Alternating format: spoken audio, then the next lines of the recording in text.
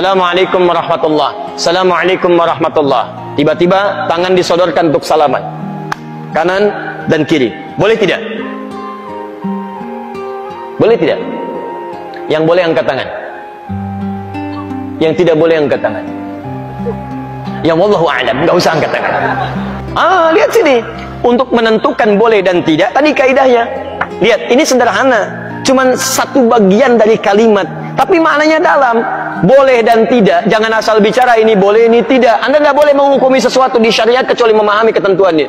Apa landasannya? Mana dalilnya untuk menentukan boleh? Anda tidak paham dalil, jangan bicara hukum.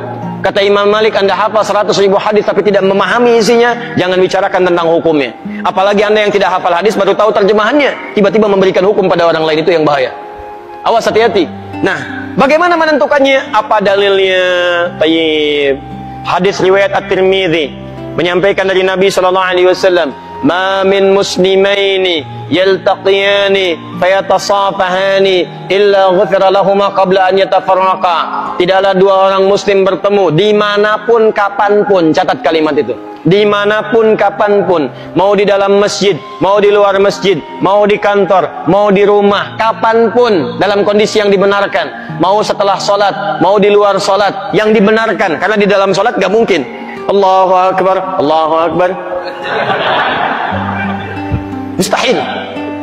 Dalam kondisi yang dibenarkan, ba'da salat, Assalamualaikum, Assalamualaikum. Di luar masjid, fayatasafahani, tiba-tiba keduanya bersalaman, salaman, ghufira lahuma qabla an yatafarraqa, maka diampuni dosa-dosa yang pernah melekat pada keduanya. Pada keduanya. Ini pernah membicarakan keburukan pada orang ini pernah berprasangka yang tidak baik, tiba-tiba salaman. Tapi salamannya menggunakan tasafah. Dari kata safaha, sesuatu yang lapang hatinya. Jadi ketika bersalaman itu ada kelapangan dalam hati. Masya Allah, salaman.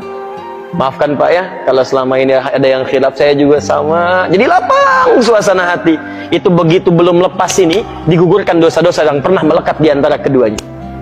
Ingat kalimatnya itu tajam, bukan salaman biasa. Kalau cuman begini, satu nengok ke barat, satu ke timur, masyriq wal maghrib, nambah dosa. Apa kabar? Baik. Satu dosa, yang ini dosa. Jadi begitu Anda salaman, fayatasafahani, lapang hati, ghufira lahuma qabla an yatafarraqa, turun ampunan Allah pada keduanya sebelum dia berpisah. Begitu berpisah, sudah tidak membawa dosa di antara keduanya. Baik. Sekarang persoalannya, Assalamualaikum warahmatullah, Assalamualaikum warahmatullah, tiba-tiba salaman, tek kanan, tek kiri. Dalilnya ada yang tadi. Karena hadis tadi tidak membatasi. Mau ba'da sholat, mau di luar masjid, mau jadi dari sholat, yang penting salaman. Boleh tidak? Boleh kalau bicara dalil, itu boleh. Cuman persoalannya, contoh tidak ada. Kaidah mengatakan kalau tidak ada contoh, ya tidak ada masalah. Yang penting ada dalil. Karena patokannya dalil ada. Karena tidak setiap kesempatan Nabi mencontohkan itu, dalilnya ada. Tapi kaidah mengatakan kalau dalil plus contoh bertemu dalil tanpa contoh, maka dahulukan dalil plus contoh dan akhirkan dalil tanpa contoh. Paham? Jadi begitu Assalamualaikum warahmatullah, Assalamualaikum warahmatullah, Anda zikir terlebih dahulu. Astagfirullah, astagfirullah, astagfirullah. Allahumma antas salam, minkas salam, tabarakta ya dzal jalali dan ikram.